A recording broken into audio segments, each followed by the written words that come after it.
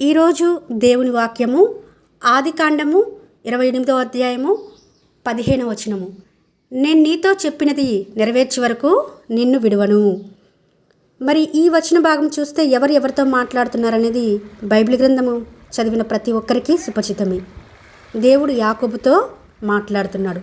సందర్భం ఎప్పుడని చూస్తే యాకోబు తన అన్నకు రావాల్సిన దీవెనను తండ్రిని మోసం చేసి తీసుకున్న తర్వాత అన్న అయిన ఏశావు ఎక్కడ తను చంపుతాడో అని యాకోబు భయపడి అక్కడి నుంచి పారిపోయే క్రమంలో పద్దనరాము వెళ్ళాలని బయలుదేరి పారిపోతూ బేర్షెబా దగ్గరకు వచ్చి అక్కడ పడుకున్నప్పుడు ఆ స్వప్నంలో దేవుడు యాకోబుతో మాట్లాడుతున్నాడు.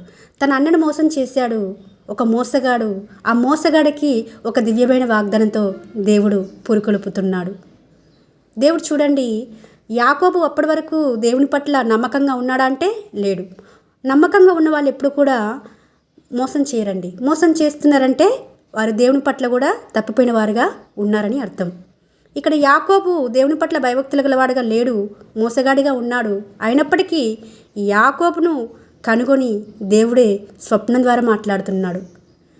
నేను ఎన్నడూ ఎడబాయనని మాట ఇచ్చిన దేవుడు యాకోబుతో కూడా నేను నీతో చెప్పినది నెరవేర్చే వరకు నిన్ను విడవనని మాట్లాడుతున్నాడు. ఆయన ఒక్కసారి మాట ఇస్తే మాట తప్పని వాడండి. మన దేవుడు నరమాత్రుడు కాదు, అబద్ధమాడుటకు ఆయన నరమాత్రుడు కాదు. ఒక్కసారి మాట ఇచ్చిందంటే ఆ మాటను తప్పకుండా నెరవేరుస్తాడు. యాకోబు చూడండి, 20 సంవత్సరాలు తన మామ ఇంట్లో ఉండి రాహేలు కోసం కొలువు చేశాడు. జీతగాడిగా ఉన్నాడు. దేవుని దగ్గర మొక్కుబడి చేసుకున్నాడు.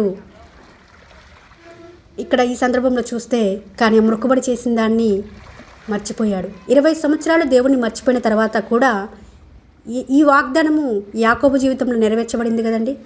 మనం మర్చిపోతామేమో మన పరిస్థితులను బట్టి దేవుణ్ణి, కానీ ఒక్కసారి తన బిడ్డలుగా తను స్వీకరించిన తర్వాత, ఒక్కసారి తను వాగ్దానం చేసిన తర్వాత దేవుడు తన బిడ్డలైన వారిని విడిచిపెట్టడని ఈ యాకోబు జీవితంనే మనం ఎగ్జాంపుల్గా తీసుకోవచ్చు.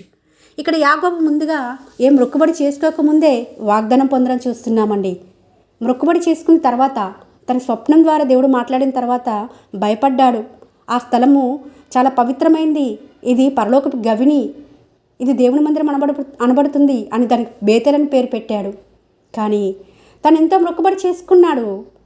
ఆల్రెడీ వాగ్దానం పొందుకున్న తర్వాత కూడా నిరీక్షణ లేనివాడై 20 సంవత్సరంలో దేవుని పక్కన పెట్టి అదే మోసపూరితమైన జీవితం జీవించినప్పటికీ దేవుడు విడిచిపెట్టకుండా మరలా అక్కడి నుంచి దేవుడే యాకోబును రప్పించుకొని ఆయన ద్వారా గొప్ప కార్యాలు చేశాడు. ఇశ్రాయేలీయులు 12 గోత్రములను యాకోబు గర్భం నుంచి పుట్టారు అంటే అది దేవుని సంకల్పమై ఉన్నది. దేవుడు మాట ఇస్తే మాట తప్పడు. కాబట్టి మనం మన జీవితాలు ఇప్పటివరకు ఎన్నో వాగ్దానాలను దేవుడి దగ్గర నుంచి పొందుకున్నాము. ప్రతి వాగ్దానం దేవుడు నెరవేరుస్తాడు. కానీ మనం తప్పిపోతున్నామా? మనం దేవుడికి ఇచ్చిన మాట ప్రకారం నిలబడుతున్నామా, జీవిస్తున్నామా అనేది దేవుడు చూస్తాడు. కాబట్టి యాకోబు చేసిన వాగ్దానము మనందరితో కూడా దేవుడు చేస్తుంటుండగా ఆ విధంగా దేవుని మెప్పించే వారంగా, దేవుని మహిమార్థమే జీవించి ఈ వాగ్దానము మనము పొందుకునేవారుగా ఉండాలని ప్రభుపేట మనవి చేసుకుంటూ మీ సహోదరి ఎలిజబెత్ రాణి.